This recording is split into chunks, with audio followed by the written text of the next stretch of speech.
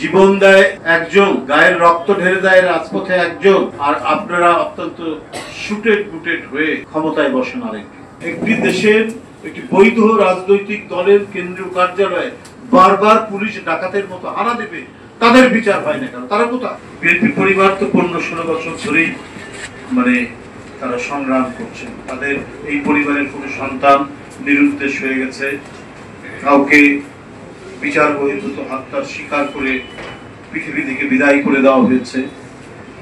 এইভাবে নানা মামলা, মোকদ্দমা, নির্যাতন, রিমান্ড, নিপীড়ন, আতঙ্ক, ভয়, এর মধ্যে 15 বছর কাটাতে হয়েছে, এর মধ্যেই জীবনযাপন করতে হয়েছে। এই কেন্দ্রীয় কার্যালয়ের নেতা কর্মীরা আসবে, এটাই স্বাভাবিক, কিন্তু কেউ স্বাভাবিকভাবে আসতে পারতো না বা স্বাভাবিকভাবে এখান থেকে বের হয়ে যেতে পারতো না।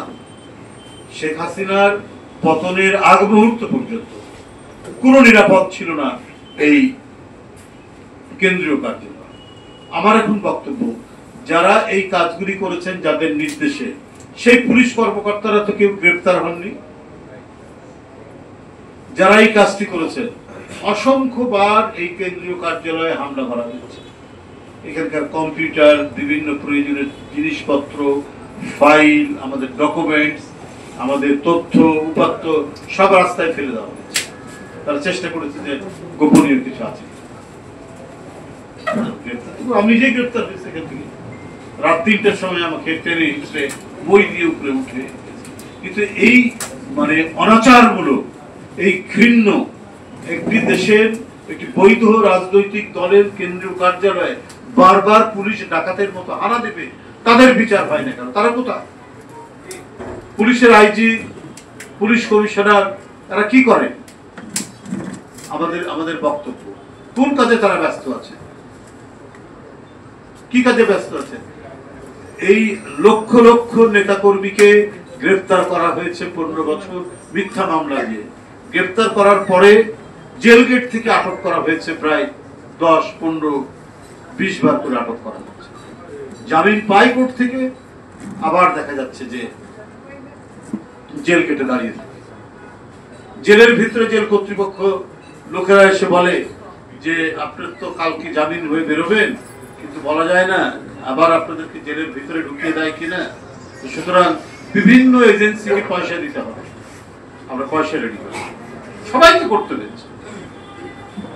এই সময়, এই দিন, এই রুদ্ধশ্বাস দিন আমাদেরকে কাটাতে হচ্ছে। সুতরাং আজকে যখন উপদেষ্টা মণ্ডলীরা, অন্তর্বর্তী সরকারের অনেক লোকেরা বিএনপিকে নিয়ে তুচ্ছ তাচ্ছিল্য করেন, উষ্মা প্রকাশ করেন,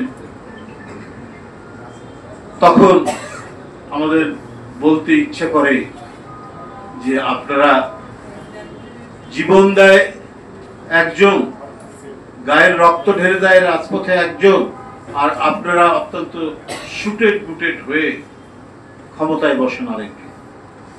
যদিও বসেছেন তা আপত্তি নাই, কিন্তু আপনাদের যদি ওই দরদ থাকতো, আপনাদের যদি মমতা থাকতো, এই 16 বছর সংগ্রামে যারা নিপীড়িত রাজনৈতিক দল তাদের প্রতি, তাহলে আপনারা আজকে এই বৈরিতে দেখাতেন। এ ধরনের কাজ আপনারা করতে পারতেন। এখন কেন জানি মনে হচ্ছে যে অন্তর্বর্তী সরকার অথবা প্রধান উপদেষ্টা নিজেই বিএনপিকে দূরে ঠেলে দিতে চান। জাপানে কেউ এই কথা বলতে পারে যে একমাত্র রাজনৈতিক দল ছাড়া সবাই জুনে নির্বাচন চায়? আমরা তো বারবার বলেছি যে প্রধান উপদেষ্টা তিনি একজন গুণী মানুষ, তিনি আন্তর্জাতিক সম্মান নিয়ে এসেছেন, কিন্তু আমাদের এই যে প্রশংসা বা আমরা তার প্রতি যে আমাদের একটা শ্রদ্ধাবোধ, এটা উনি নিজে গ্রহণই করতে চান।